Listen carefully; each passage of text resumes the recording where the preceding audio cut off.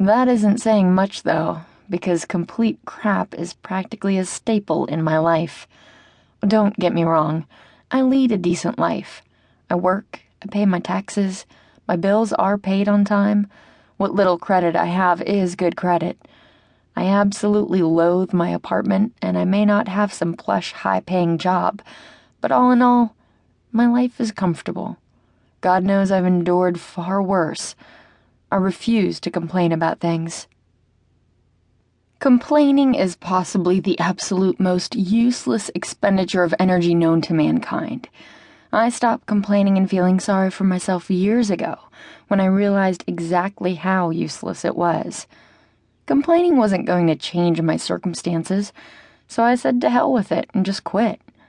Now, I'm not trying to wear my shit life around like some badge of honor. I'm simply stating facts.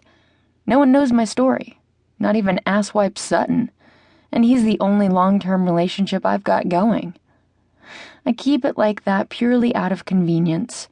I don't like explaining the whole tragedy that is my life, and I damn sure don't feel like answering a million questions from some curious jerk-off.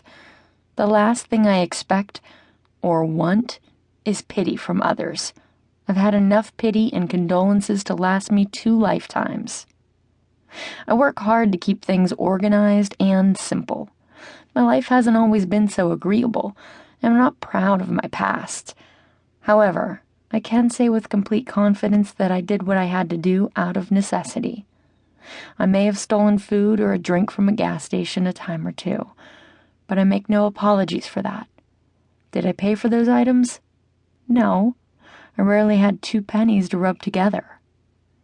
I stole those things out of the basic fundamental human need to survive. The alternative was starvation, and what human chooses morals and values over life?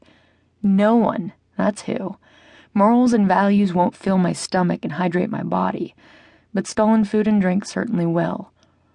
I use the resources available to me on most days, but homeless kids are treated similarly to criminals.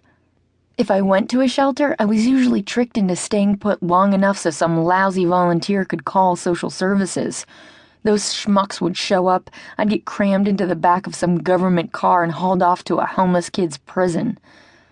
It was really an orphanage, but a prison just the same. The orphanage was usually far better than foster care. Well, in my experience, that was the case. The folks at the orphanage were simply doing their job. They were earning their pay. They didn't care about us one way or another. If they didn't care enough to be kind and compassionate to us, they damn sure didn't care enough to waste time and energy on abusing and raping us unfortunate kiddies. I preferred the people at the orphanage to all others, though it was always a short stay.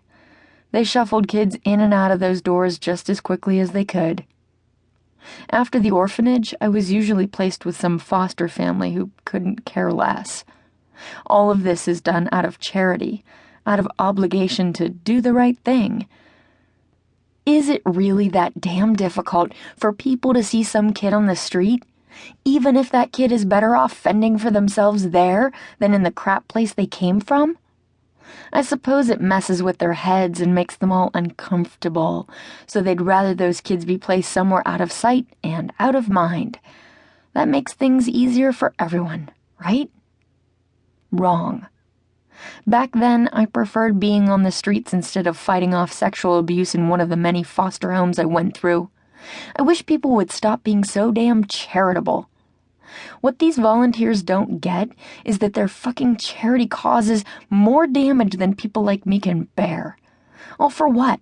So that Susie Q, the once-a-month volunteer, can sleep better at night because she dished out crappy free soup to people like me? People who are on hard times, who think they'd rather be dead than trudging through their shitty lives every day?